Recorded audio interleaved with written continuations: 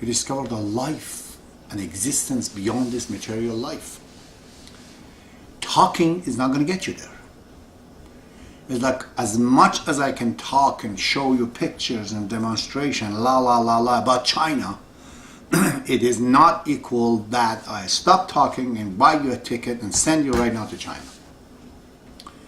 When you go there, you get the comprehension of it.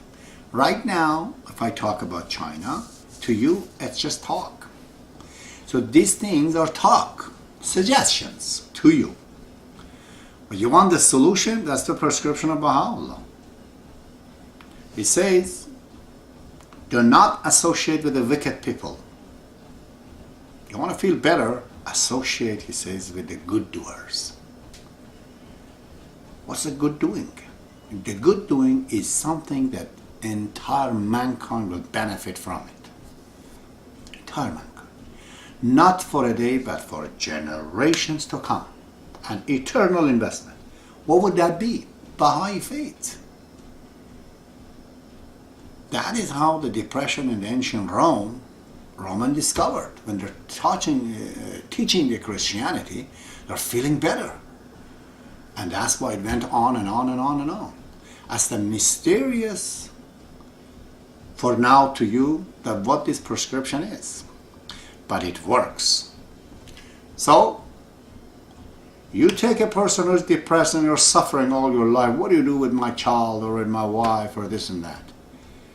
Call the Baha'i faith in any community you are. There's only one type of Baha'i faith. The Baha'i faith, the type is that the Baha'is are electing what is called local spiritual assembly, and that is under the National Spiritual Assembly of the country, and that is under the Universal Laws of Justice. Every other type of the Baha'is are versions and they're not real.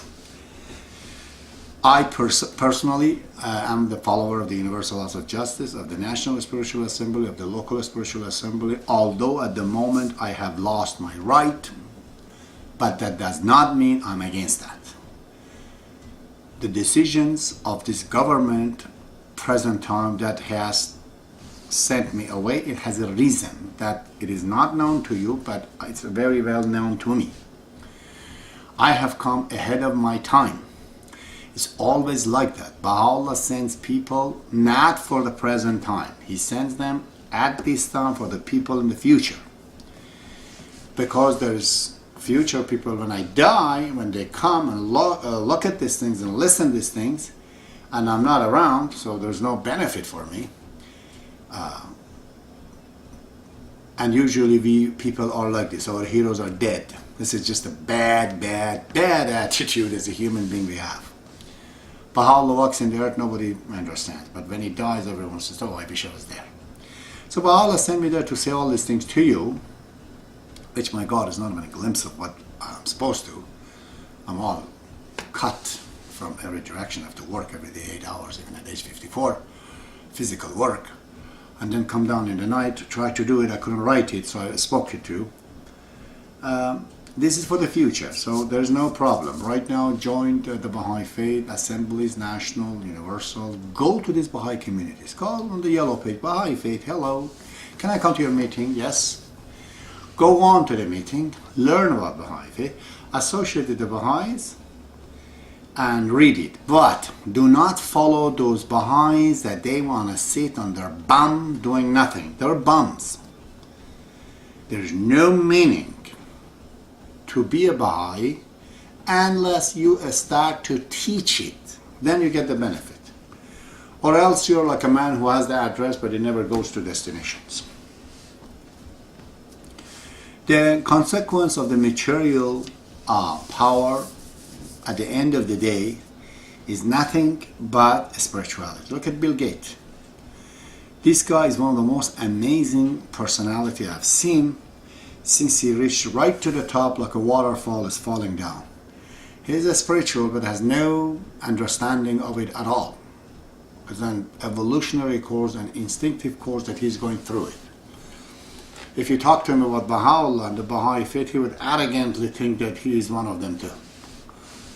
Because he simply enjoys. But it just tells you that I said before, when you work, which is physical, when you take money, which is physical, When you give it to a person which is physical, the act of giving creates a feeling of generosity.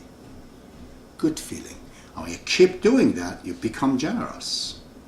Now you change the life. Bill Gates is an example. How wealth finally turns itself into becoming spiritual. That is, reaching to other people.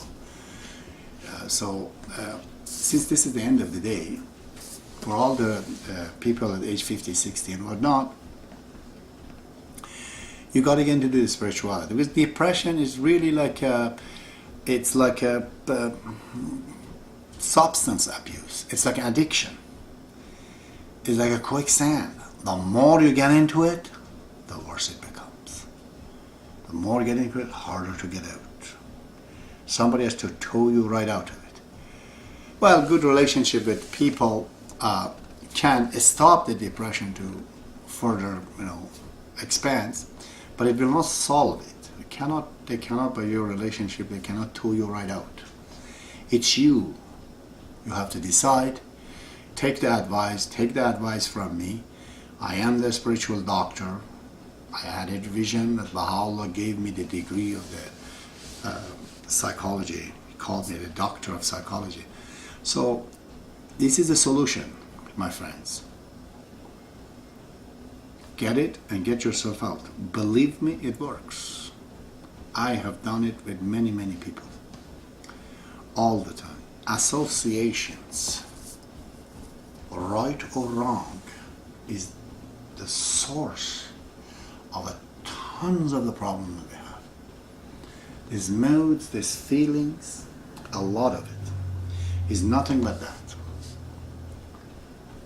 Compassion is not an emotion, because if you're with the generous people, you may not become generous at all.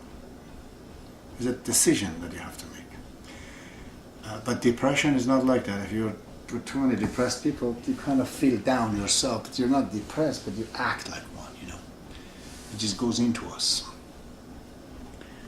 So I did talk about anger and depression as explosion and implosion. Explosion because you have power and you think you can do something about it and you cause problem. Depression because you feel you can't do about it and you're tired of finding solution, and as a result you've accepted your fate and you're depressed. And the violence that comes out of the anger is of those people that they have found out that they can feed on the fear of the people where they show anger. Deal with them vigorously for the sake of that kind of a person. The moment you see anger, react as powerful as you can towards it in an intellectual way, in a good way. Put the person in his place so he does not do that. Do not show fear to an angry person at all, whoever it is. Stand in front of them, tell them you're wrong, what you're doing. There's consequences to this. And stand in front of it. Okay. I don't know, I try to be useful, give clue of what I think is practical. I said, my idea was practical. I don't want to talk academic here, all these different levels of angers and where we can go with this, and at the end of the day you get tired of everything you heard and you can't do anything about it. The solution to anger, as I said, is association with the right people, which transfers you from one point to another, then the virus doesn't hit you. Secondly, study the Baha'i faith and teach it, or it's useless. If you study all the Baha'i faith and you don't teach it, it's useless. No good. Only when you teach it, you're in the business. You're practicing the business of earning power, spiritual power. Go teach it. It's so simple. You'll get the result in 1 week.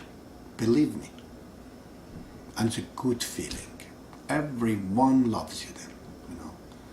You feel the power. Why not? This is the prescription of Baha'u'llah. Do not associate with the wicked. Associate with the good one. Meaning association has, we are perforated beings. Things goes into us from other people.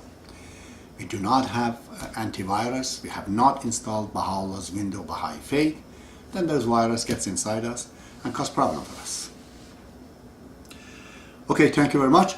I shall be speaking next time on another subject,